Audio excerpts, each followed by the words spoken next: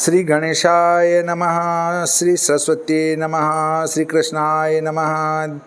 देखिए, आज श्रीमद् भागवत के तीसरे स्कंद का 28वां अध्याय आपको श्रवण कराता हूँ। आप प्रेम से मन लगाकर श्रवण कीजिए। वर्णों 28 में योगाष्टांग विधान निरूपादि वर्णन करूं, हरि स्वरूप का ध्यान। भगवान बोले कि हे नपात्मजे, अब बीज सहित योग का लक्षण कहता हूँ कि जिस विधि के अनुष्ठान से प्रसन्न होकर मन सतपथ में लगता है, अपने सामर्थ्य भर स्वधर्म का आचरण करे, पाप से अलग रहे, जो अपने भाग्य के अनुसार प्राप्त हो उसी में संतोष करे, आत्मज्ञानी पुरुषों के चरणारविंदों का पूजन करे, लौकिक संबंधी धर्म से निवृत्त रहे, मोक्ष धर्म में प्रीति करे, परिमित और महाशुद्ध भोजन करे। परिमित उसको कहते हैं कि पेट के 2 भाग तो अन्न से भरे और एक में जल, चौथा वायु के आने जाने का खाली रखे। मतलब परिमित और महाशुद्ध भोजन। परिमित भोजन का अर्थ है कि पेट के 2 भाग तो अन्न से भरना और एक में जल और चौथे में वायु। ये 4 भाग में से 2 भाग तो अन्न, 1 भाग जल और 1 भाग वायु का रखे।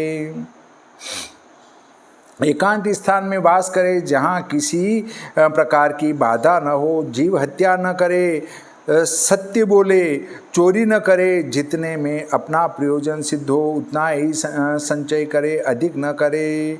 देखिए, जीव हत्या न करे। लोग कहते हैं कि शास्त्रों में कहाँ लिखा है कि मांस न खाए, अर्थात जीव हत्या न करे का अर्थ है जीव मात्र की हत्या नहीं करना है, खाना तो दूर की बात है। और अपने प्रयोजन सिद्ध हो उतना ही संचय करे, इकट्ठा भी ज़्यादा नहीं करना है। ब्रह्मचर्य धारण करे, तप करे, सोच से रहे, वेद पाठ करे, श्री कृष्णचंद्र आनंद कंद के चरणारविंद की वंदना करे, वृथा न बोले, मौन धारण करे, आसन को जीतने का अभ्यास करे, स्थिर रहे, शनय शनय प्राण को जीते, मन को और इंद्रियों को विषय से खींचकर हृदय में रखे। सब प्राणों के स्थान जो मूलाधार आदिक हैं, उनमें से एक देश में मन सहित प्राण को धारण करे और त्रिलोकीनाथ भगवान की लीला का ध्यान करे और मन को आत्माकार करे। अब यहाँ शंका होती है कि कपिल देव जी अपनी माता से बोले कि ये माता, बीज सहित योग का लक्षण मैं तुमसे कहूँगा। ऐसा वचन अपनी माता से कहा, परंतु योग का बीज सहित लक्षण क्यों नहीं कहा? सो योग के बीज का लक्षण क्या है? उत्तर है, सज्जनों की संगति में प्रेम करना और दुष्ट जनों की संगति में प्रेम न करना, ऐसा विचार कर नेत्रों से नित्य भगवान में स्नेह देखना और दुष्ट कर्म को बुरा देखना, यही योग के बीच का लक्षण है। और कपिल देव जी पहले से जानते थे कि हमारी माता ज्ञान में कच्ची हैं, इसलिए योग के बीच का लक्षण कहने को प्रस्तुत थे। पीछे संगति कही, परंतु फिर भली भांति जान लिया कि हमारी माता ज्ञान में बड़ी पक्की हैं, इसलिए योग के बीच के लक्षण करने की कोई आवश्यकता नहीं है।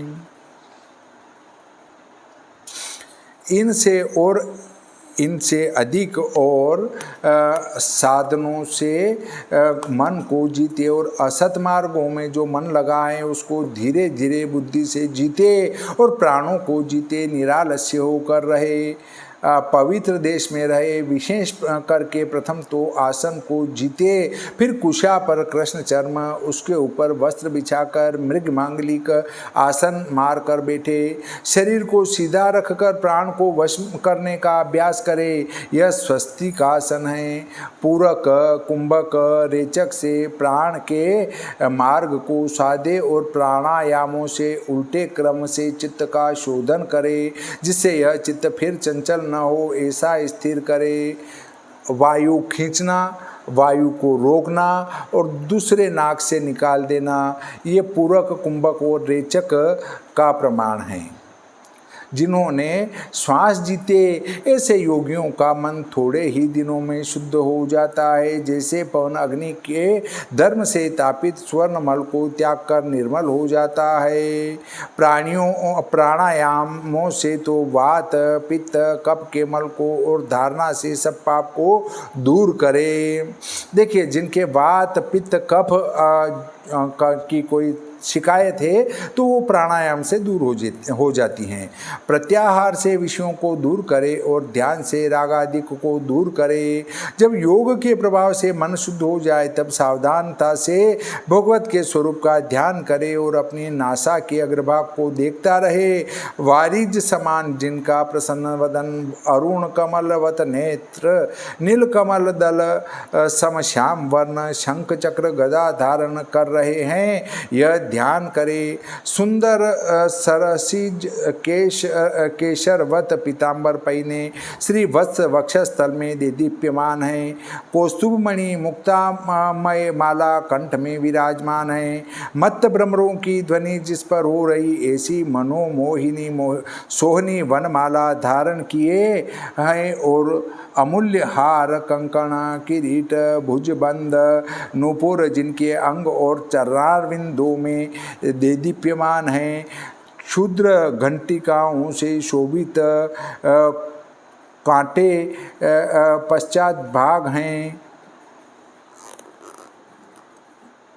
कटी पश्चात भाग हैं। भक्तों के हृदय कमल में जिनका आसन है, दर्शन करने योग्यों में दर्शन करने योग्य, शांत चित्त मन और नयनों को आनंद बढ़ाने वाला जिनका मनोहर स्वरूप है, अत्यंत शोभायमान जिनका दर्शन है, सब लोकवासी जिनको नमस्कार और दंडवत करते हैं, जिनकी किशोर अवस्था है, अपने अनुचरों पर अनुग्रह करने में नित्य प्रतिकुशल हैं, तीर्थ रूप यश जिनका कीर्तन करने योग्य हैं, पुण्य श्लोकों में यश करने वाले भगवान के अंगों का ध्यान करे, अपनी नासा के अग्रभाग को देखता रहे जब तक कि मन उस बांके बिहारी की मूर्ति में लय न हो जाए। दर्शन के योग्य जिनकी अलौकिक लीला है, ऐसे घटघटवासी वृंदावन निवासी सुख राशि मदन मोहन की चाहे विराजमान मूर्ति का, चाहे चलते फिरते स्वरूप का, चाहे शयन करती हुई श्याम सुंदर की मूर्ति का, चाहे खड़ी हुई प्रतिमा का शुद्ध चित्त के भाव से ध्यान करे, उनकी अद्भुत लीला देखने ही योग्य है। अर्थात आँखों को एक सिद्ध में रखकर दोनों तरफ से इस नाक के अग्रभाग को देखना भी एक योग है। मुनि लोग उनको चित्त में स्थान देकर सब अवयव सुंदर स्थित ईश्वर का दर्शन कर भगवान के एक अंग में अपने मन को लगाए। पहले तो वज्र अंकुश ध्वजा पद्म इन चिन्हों से युक्त उठे हुए अरुण शोभित नख मंडली की किरणों से ध्यान करने वाले भगवान के चरण कमल का ध्यान करे, जिनके चरण प्रक्षालन के गंगा जल तीर्थ के मस्तक पर धारण करने से मंगलमय भूतनाथ और अधिक मंगल रूप हो गए। इसी प्रकार अपने चरण चिन्ह रूप वज्र से ध्यान करने वालों के पाप रूप पर्वत चूर्ण करने वाले भगवान के पदाम्बुज का बहुत काल तक ध्यान करे। सब जगत का विधान करने वाले विधाता ब्रह्मा की माता साक्षात लक्ष्मी सब देवता सदा प्रेम प्रीति सहित दिन रात जिसके चरणारविंद की वंदना करते हैं। कमल से जिसके नेत्र वह महालक्ष्मी अजन्मा विभु के अपने द्वारा लालित जानु द्वय हृदय में कर पल्लव की कांति से बड़े लालित्य के साथ जिनका सेवन करती है, उन भवभंजन निरंजन भगवान के दोनों घुटनों पर्यंत युगल जंगाओं का हृदय में ध्यान करे। फिर गरुड़ जी की भुजाओं में शोभित महापराक्रमी अलसी के कुसुम समान दोनों उरुओं का चित्तों में ध्यान करे।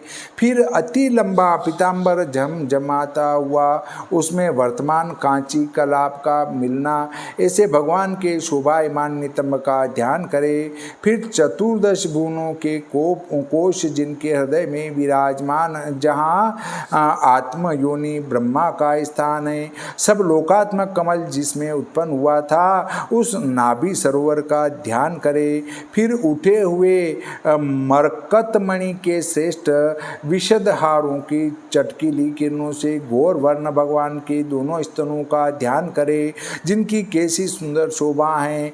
सर्वश्रेष्ठा महाविभूति लक्ष्मी जी का वास स्थान, महात्माओं के मन और नेत्रों का परम सुखदायक वक्षस्थल का मन में ध्यान करें। सब लोग जिसको नमस्कार करते हैं, उन प्रभु के कंठ में जो कौस्तुभ मणि भूषण भूषित हैं, उसकी शोभा का चित्त में ध्यान करें।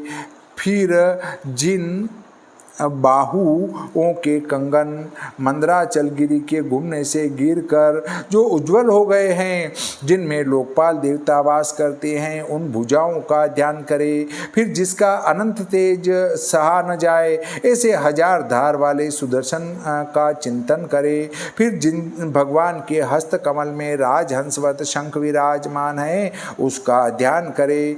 फिर वासुदेव भगवान की प्यारी कोमोद की गदा जो कि शत्रु वीरों के रक्त की कीच में लिपटी हुई है, उसका स्मरण करें।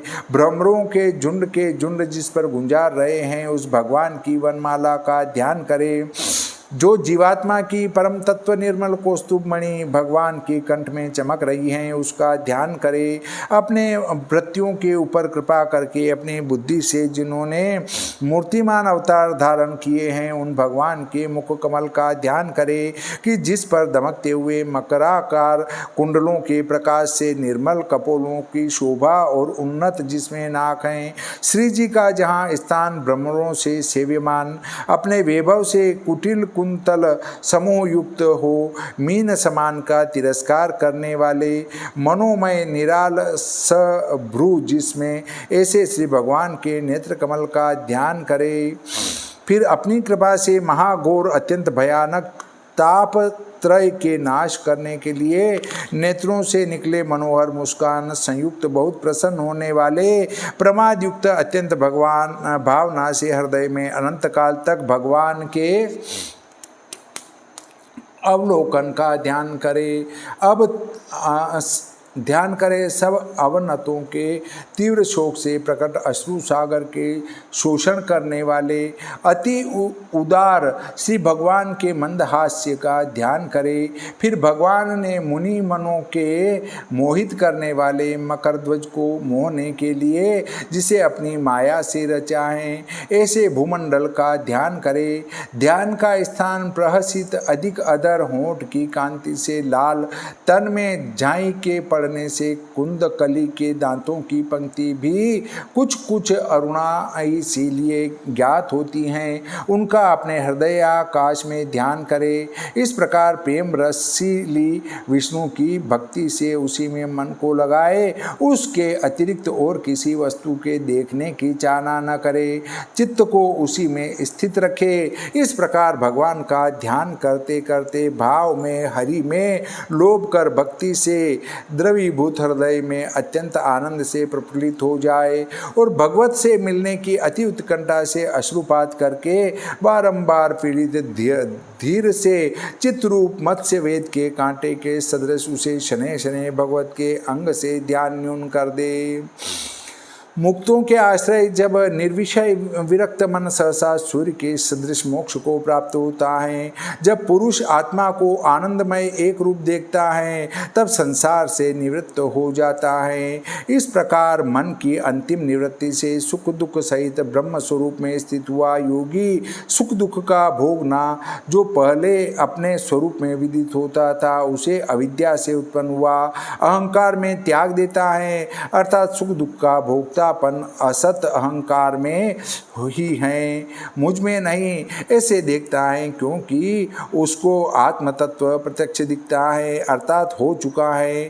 पहले कहे हुए लक्षण से सिद्ध हुआ योगी अपने देह को भी नहीं देखता, फिर सुख दुख को क्यों कर देखे। जैसे मद मत मनुष्यों को पहने हुए वस्त्र का ज्ञान नहीं रहता, इसी प्रकार योगी को अपने शरीर का ज्ञान नहीं रहता। मत पुरुष का वस्त्र प्रारब्ध से जाता रहे या रह जाए, उसको उसकी सुध नहीं रहती। इसी प्रकार योगी का देह चाहे आसन पर रहे, वह चला जाए, उसे उसकी सुध नहीं रहती।